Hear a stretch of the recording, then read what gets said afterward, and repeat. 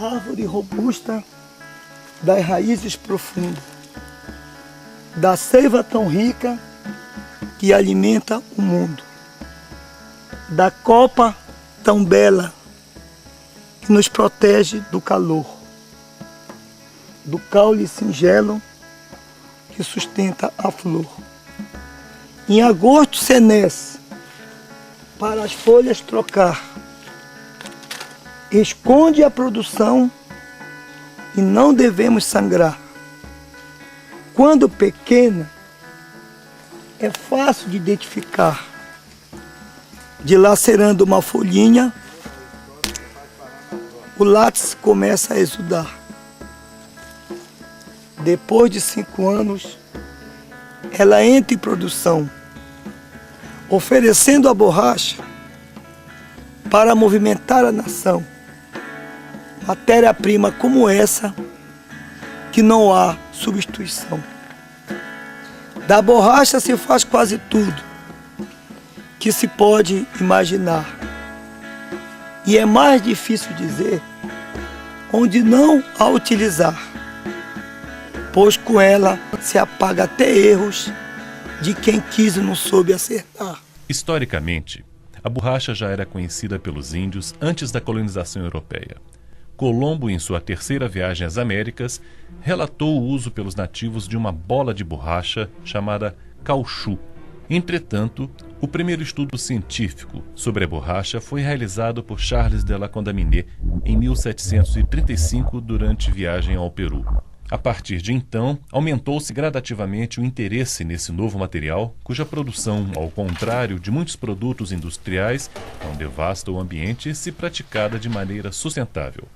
Para que este objetivo seja atingido, o látex, matéria-prima da borracha, deve ser coletado sem degradar a enorme árvore que o sintetiza, a seringueira, cuja espécie mais apreciada é a Hevea brasiliensis. Por isso, a atividade de cultivo de seringueiras é chamada de heveicultura. Aqui a gente limpa que é para sair um corte mais qualificado, para não deixar dar muito, não deixar pegar a seda da seringueira, para não fazer uma ferida na seringueira. O leite ele sai mais limpo. Portanto, o trabalhador responsável pela coleta do látex, conhecido por seringueiro, deve fazer um revezamento de corte entre as estradas de seringas, ou seja, o conjunto de seringueiras presentes numa mesma trilha da mata. É também vital em cada árvore o revezamento das superfícies riscadas, denominadas de painel ou bandeira. O período de entre-safra de cada seringueira é de 6 meses, tempo necessário para uma boa reconstituição da casca, desde que o corte não seja tão profundo a ponto de prejudicar o transporte das seiras.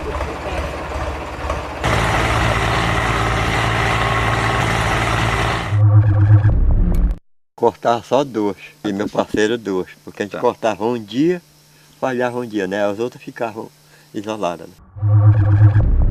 Não era muito não, mas tinha 60, tinha 80, tinha 45, assim, mas então é seringa boa. Nessa que eu cortava aqui, no tempo que eu cortava, ela tinha 120. Na outra palha tinha 80. Desse tipo daqui eu cortava, só tinha essa e mais umas 2. 8 latinhas. Eu acho que aqui eu cortasse 3 dias era 12 quilos. Eu já sei, né? Junta aí que chega a estar seco. Às vezes é uma cortada de quem corta, né? Que não foi só eu, depois entrou outros.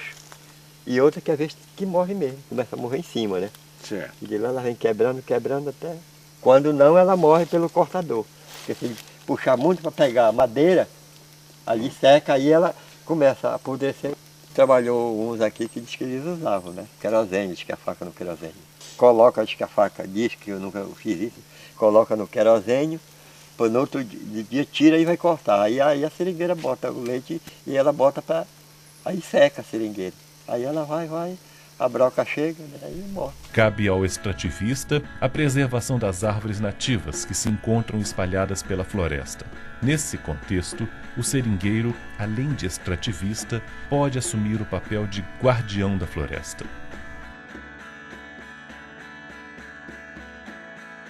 Dados estatísticos obtidos pelo IBGE revelaram que cada seringueiro percorre de 2 a 3 estradas por semana no espaço entre 200 e 500 hectares de floresta, vigiando espontaneamente uma área dificilmente coberta por um guarda florestal. Mas como o látex, que é líquido, adquire forma de borracha? Antes de responder esta pergunta, vamos rever alguns conceitos químicos. Alguns séculos antes de Cristo, na antiga Grécia, filósofos já se preocupavam com a constituição da matéria e haviam proposto hipóteses a respeito de sua descontinuidade. Dentre elas, a proposta sugerida por Demócrito e Leucipo, sugerindo que tudo é formado por átomos, é a que vigora hoje, considerando suas evoluções. Os átomos, hoje aceitos como sendo divisíveis, se combinam por meio das chamadas ligações químicas, originando substâncias.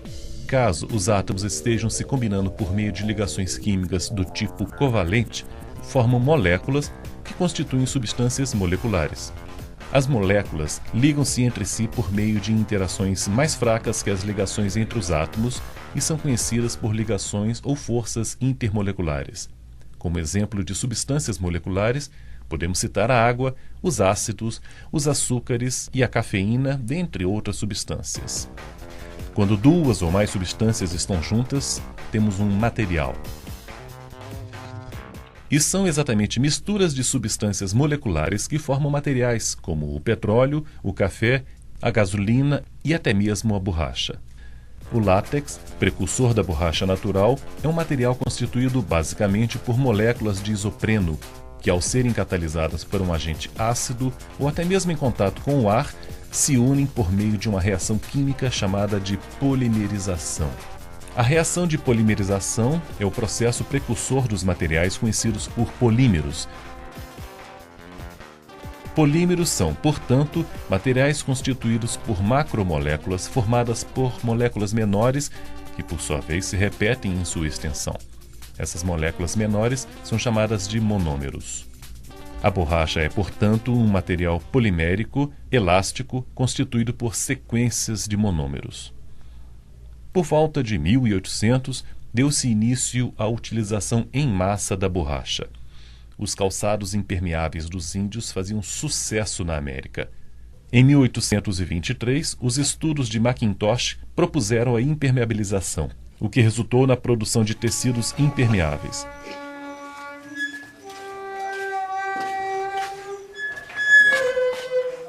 Botas de neve também foram fabricadas nessa época para serem usadas na Europa. Infelizmente, as alterações que os artefatos de borracha natural sofriam sob a influência do frio, tornando-se quebradiços, e o inconveniente de aderirem-se uns aos outros se ficassem expostos ao sol, desestimularam os consumidores. Por que os antigos produtos de borracha se deformavam e hoje não se deformam mais? As cadeias que constituem as borrachas apresentam um arranjo desordenado e, quando submetidas a uma tensão, podem até ser espichadas, formando estruturas com comprimento maior que o original. Artefatos de borracha podem sofrer deformações com o passar do tempo ou com as alterações climáticas, pois há deslizamento entre as moléculas presentes na borracha, podendo tornar determinadas deformações irreversíveis.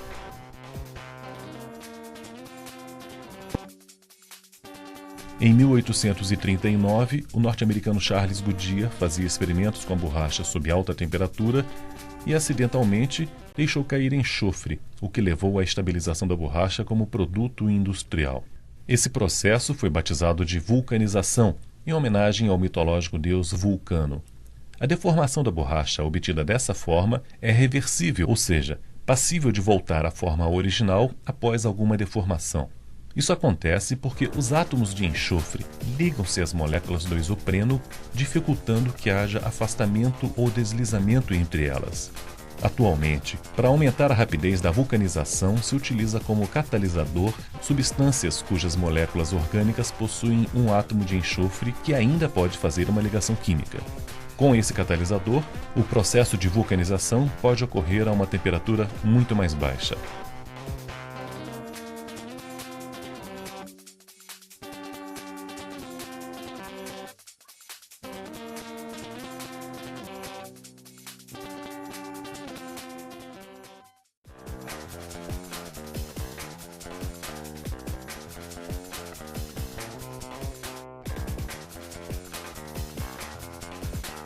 A borracha, enfim, foi consolidada como produto industrial.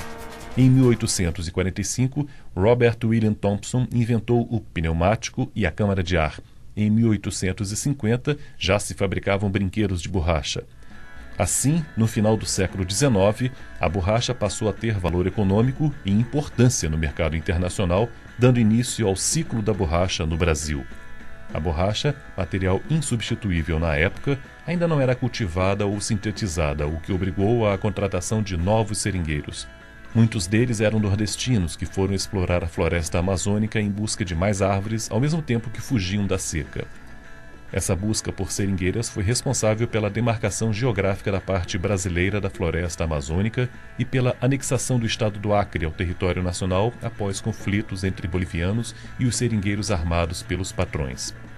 Ainda no século XIX, iniciaram-se trabalhos e pesquisas químicas para descobrir a composição da borracha e novos métodos para sua síntese.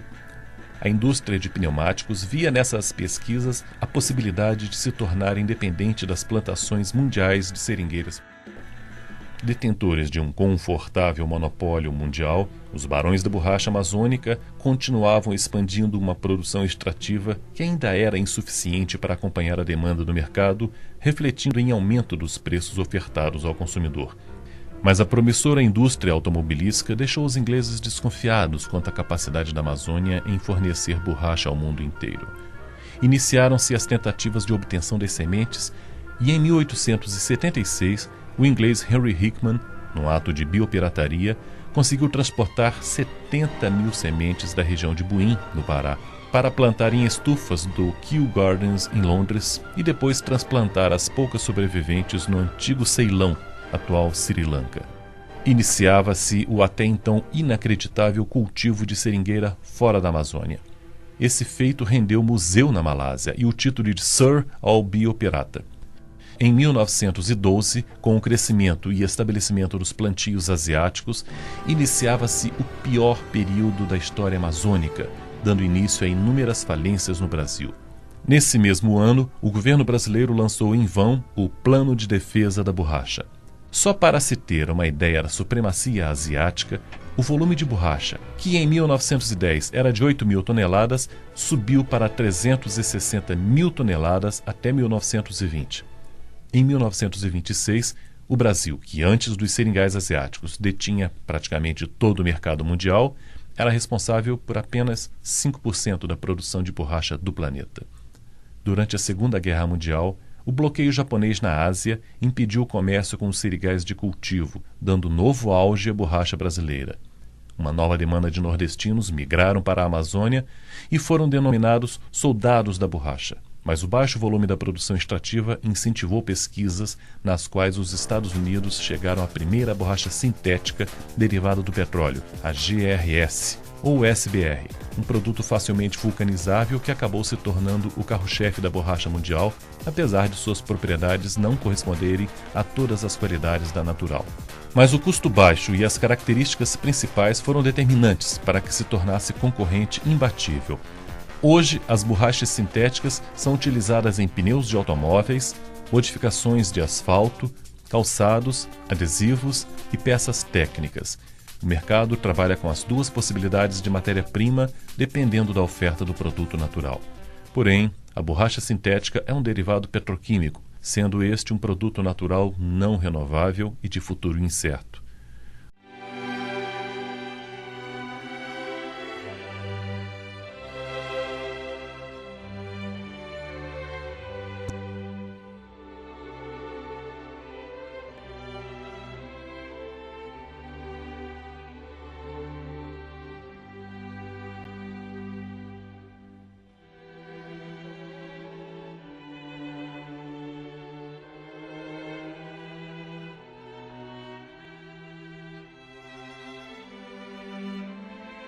Com o final da guerra, a Amazônia encontrou-se novamente entre a concorrência dos plantios da Ásia e a consolidação da borracha sintética, entrando novamente em uma fase de decadência.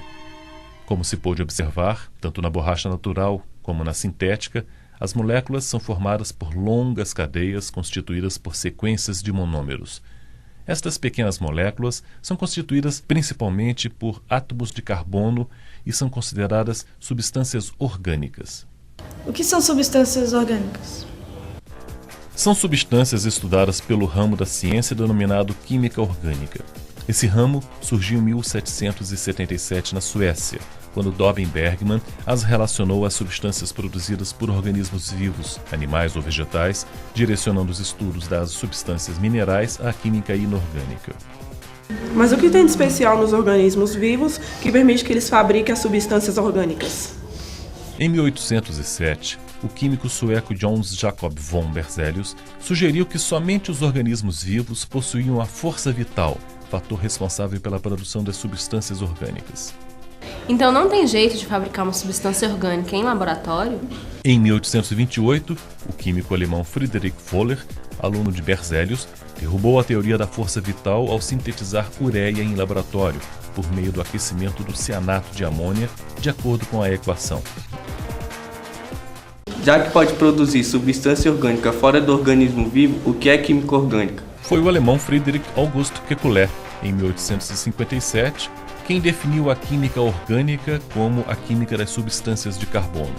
Independentemente e simultaneamente com o escocês Archibald Scott Cooper, propuseram as seguintes ideias, que são a base para este ramo da química. 1. O carbono é tetravalente, ou seja, estabelece até 4 ligações com outros átomos. 2. As 4 valências do carbono são equivalentes. 3. Os átomos de carbono podem se ligar entre si formando longas cadeias.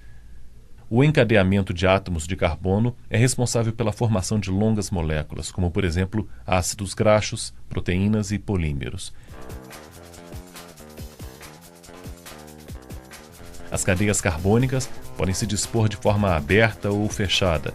Foi o próprio Kekulé que propôs a existência de cadeias fechadas ao elucidar a estrutura do benzeno, com evidências de que se tratava de uma cadeia insaturada, na qual havia 3 ligações duplas entre carbonos. Ele não conseguia representar a substância de forma que os seus 6 átomos de carbono e 6 átomos de hidrogênio pudessem ficar estáveis, até sonhar que a substância se remexia como uma cobra que mordia a própria cauda, e deduziu que deveria se formar um ciclo, fechando a cadeia e completando as ligações com duplas alternadas entre os carbonos.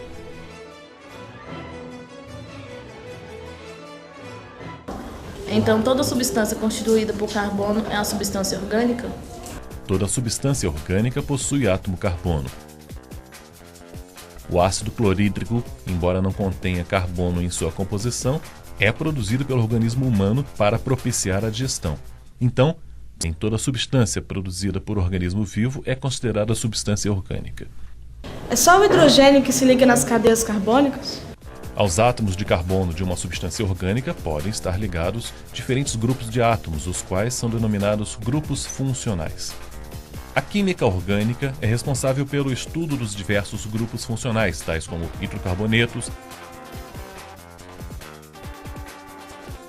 álcoois, cetonas, aldeídos, éteres, ésteres, ácidos carboxílicos, aminas, amidas, halogenados, nitrogenados, etc.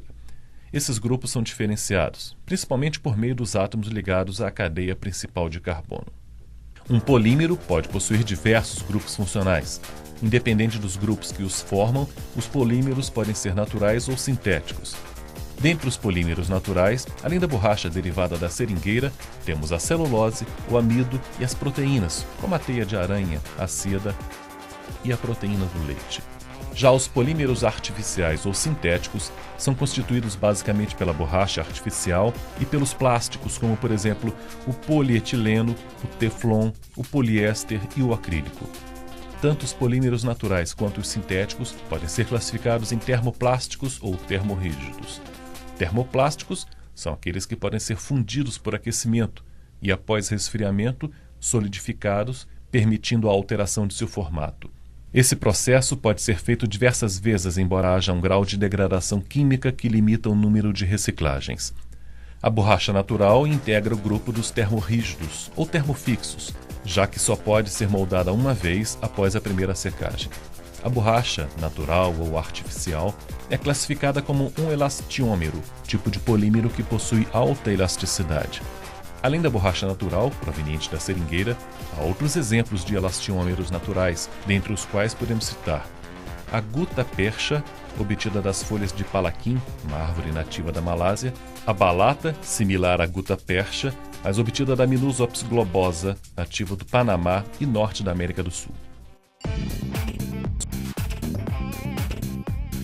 Mas na década de 1960, com o forte incentivo do presidente Juscelino Kubitschek à indústria automobilística, a produção brasileira de borracha volta a ter novo auge, até se esbarrar em um problema que se alastrou devido à umidade da região norte, o mal das folhas, fungo que diminui ou impede a produção de látex. A solução parecia ser a importação, mas como se havia estabelecido uma política de apoio ao consumo nacional, seringueiras passaram a ser cultivadas em outras regiões, contemplando Bahia, Mato Grosso e Espírito Santo sob forte incentivo fiscal. São Paulo, não contemplado inicialmente, é hoje o maior produtor de borracha no país. A década de 1980 foi marcada por conflitos entre seringueiros e madeireiros, o que resultou na morte de um grande líder no combate à destruição ambiental, o seringueiro Chico Mendes. Na década de 1990, foi sendo desmontada a política de proteção da borracha nacional, acompanhada por um longo período de queda de preços no mercado internacional. Movimentos de seringueiros da Amazônia pressionaram o governo para o estabelecimento de uma subvenção federal aos produtores de borracha natural, protegendo-os da disputa com os seringais de cultivo. Anteriormente à descoberta da borracha na Amazônia, itens como bola e preservativos eram feitos com dificuldade a partir de vísceras ou couros animais. Hoje, o emprego da borracha é muito amplo, devido às características e propriedades elastômeras que permitem sua utilização em praticamente todos os setores da economia: automobilístico, calçadista, construção civil, plásticos, materiais hospitalares, entre outros também de grande importância para a sociedade moderna. Mas por que há borrachas mais duras e outras mais flexíveis? Quanto mais moléculas de enxofre ligadas às macromoléculas de isopreno, mais rígida será a borracha. Borrachas para luvas cirúrgicas, por exemplo, utilizam um percentual de enxofre menor do que borracha de pneus. Antes de passar pela vulcanização, a borracha pode passar por diferentes etapas de produção. Independentemente da metodologia utilizada, o processo de produção da borracha natural sempre parte do mesmo ponto: a sangria das seringas e coleta do leite, conhecido por látex. Após a coleta, o látex coagula naturalmente, tornando-se um sólido que poderá chegar por caminhos diferentes à usina de beneficiamento ou outra tecnologia alternativa. A usina de beneficiamento trabalha a partir da borracha coagulada pelos extrativistas. Nesse caso, o seringueiro tem duas opções para coagular o látex coletado: o cernambi ou a bola de borracha. O cernambi é o leite coagulado pela ação natural do ar, do calor e de micro-organismos, método mais difundido na Amazônia.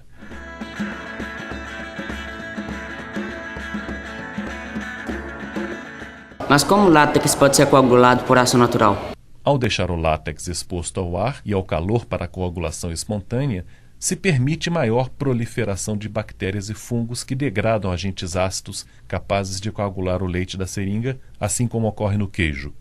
No interior da árvore, o látex é protegido do contato com o ar pelo sistema imunológico da planta, diminuindo a proliferação de fungos e bactérias a ponto de impedir a sua coagulação. Já coletado, o látex perde essa imunidade. Por esse motivo, sua coagulação natural exala odor desagradável devido a gases liberados pela ação dos fungos e bactérias. O cernambi deixa muito a desejar em relação à qualidade da borracha, pois acumula muitas impurezas, apesar das bactérias e fungos servirem como catalisadores da coagulação. O coágulo, como é chamado, é vendido para a indústria por cerca de $0,5 o quilograma. A segunda opção é a coagulação do leite por meio da fumaça de uma fogueira, num processo de defumação que forma a chamada bola de borracha, também conhecida por pela.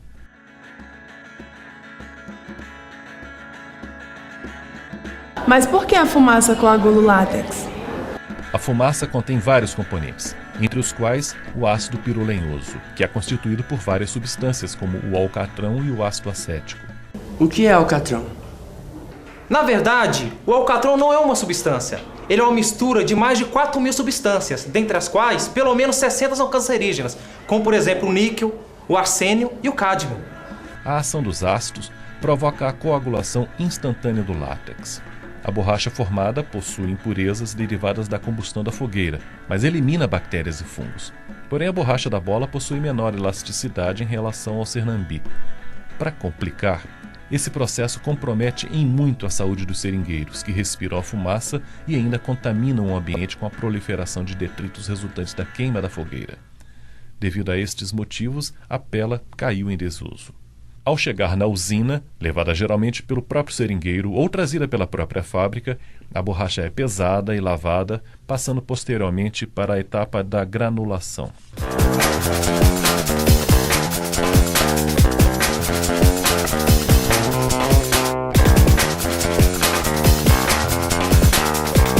A granulação elimina sujeiras como areia e pedra que grudam na borracha durante o transporte dos seringais até a usina. Mas por decantação, são separadas no tanque de remolho. Em seguida, os grãos de borracha seguem para a calandra de laminação. Na calandra de laminação, a borracha é novamente lavada e a umidade é imediatamente retirada durante a sua uniformização, onde formam-se enormes mantas de borracha.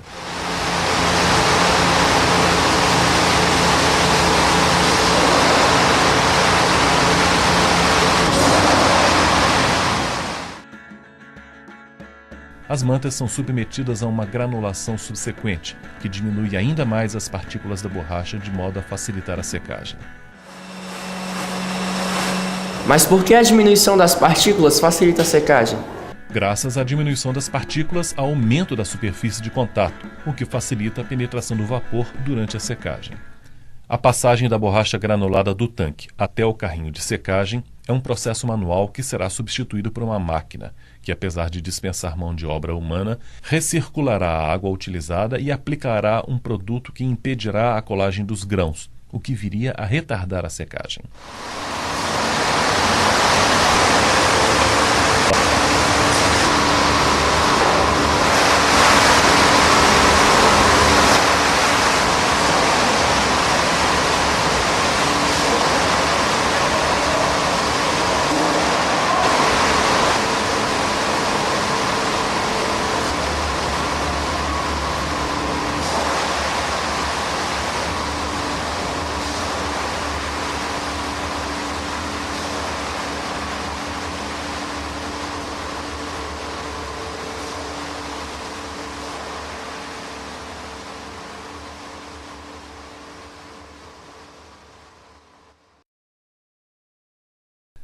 A secagem é realizada na estufa, de forma que durante o aquecimento a vapor no forno a lenha, o ar quente penetre por furos embaixo do carrinho, facilitando o processo. A estufa transforma os grãos em um bloco de borracha granulada. Para acabar com o aspecto de granulação, é feita a prensagem do bloco em uma máquina de altíssima pressão sob elevada temperatura.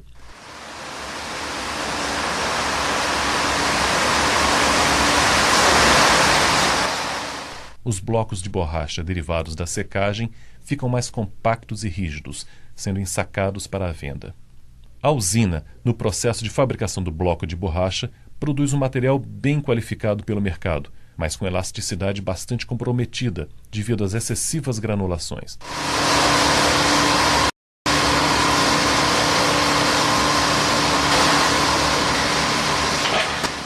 O produto final da usina é chamado de GEB, granulado escuro brasileiro, e seu custo é cerca de $1,5 o quilograma, consideravelmente elevado, devido aos gastos com água, maquinário e energia elétrica, consumindo um percentual que poderia ser repassado aos seringueiros. Hoje nós pagamos mensal para trabalhar em 16 horas, cerca de R$4.200 de energia.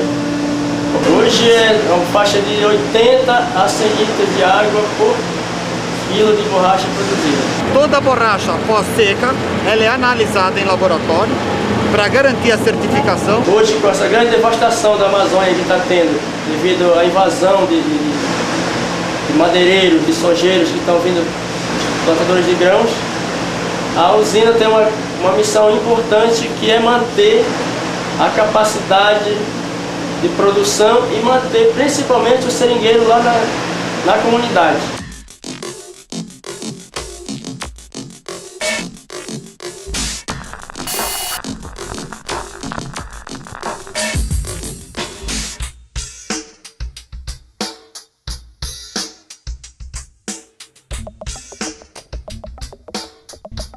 Apesar do trabalho social realizado pela usina, a meta é a automatização para reduzir gastos com empregados e elevar a produção. Mas será que o seringueiro necessita de uma usina para produzir borracha de boa qualidade? Como vimos, o seringueiro utilizou processos físicos e químicos durante a confecção artesanal da borracha, usando o ar, o calor, a fumaça e os próprios micro-organismos como catalisadores do processo de coagulação do látex. Mas será que o seringueiro tem consciência sobre o uso da química na confecção da borracha? Será que o seu conhecimento não é apenas empírico? Pode o seringueiro realizar o seu trabalho sem nunca ouvir falar de química? E se ele entender de química? O seu trabalho pode melhorar? Por meio da química, existem outros caminhos para a produção de borracha que dispensam a usina de beneficiamento. Um deles é a Tecbor, Tecnologia da Borracha e Artefatos da Amazônia, desenvolvida na Universidade de Brasília. Observando o processo de defumação da bola de borracha, o professor Floriano Pastore e sua equipe partiram da fumaça e isolaram o princípio ativo responsável pela defumação do látex, o ácido pirolenhoso. Este ácido, que possui odor característico de fumaça, é sintetizado no estado líquido em laboratório.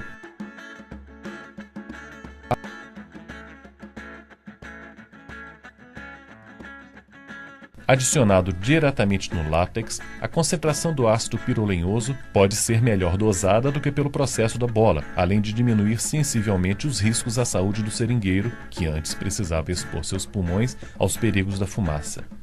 Por esta tecnologia alternativa, o seringueiro fabrica a FDL, folha de defumação líquida, material de bastante qualidade que também é vendido a $1,5 o quilograma. Como não há gastos significativos com água, maquinário e energia elétrica, todo esse valor é pago ao seringueiro, sem qualquer intermediário. Ainda pela Tecbor, o seringueiro também sintetiza outro tipo de borracha, a FSA, folha semi-artefato, que se trata da FDL vulcanizada, ou seja, com a adição de um vulcanizante à base de enxofre, além do ácido pirolenhoso. A FSA é vendida a cerca de $2,4 o quilograma, mas seu mercado é mais restrito, porque após a adição de vulcanizante ao leite da seringa, a borracha não pode ser novamente vulcanizada e seu formato fica limitado à configuração inicial, que lhe foi dada pela forma de secagem. Outro exemplo de caminho alternativo para a produção de borracha está em Maguari, comunidade ribeirinha do Tapajós, Pará. O seringueiro e sua família fabricam o couro vegetal, tecido revestido de uma camada de borracha coagulada por ácido acético.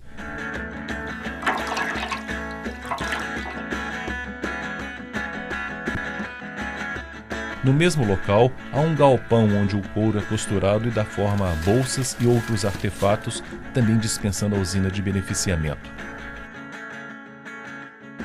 Como vimos, a química pode ser usada para ajudar o seringueiro, mesmo que ele nunca a tenha estudado. Portanto, o conhecimento químico é importante para a melhoria da qualidade de vida e de trabalho da sociedade, propiciando maiores possibilidades ao seringueiro, que deve proteger a floresta para manter o seu sustento, justificando a sua função de protetor ambiental. É por isso que pedimos a todos que possam de si um pouco oferecer para proteger as seringueiras e as mesmas nunca desaparecer. Foi assim que a natureza nos agradeceu, dando-lhe um consolo ao nascer e ainda oferecendo um escudo contra o HIV.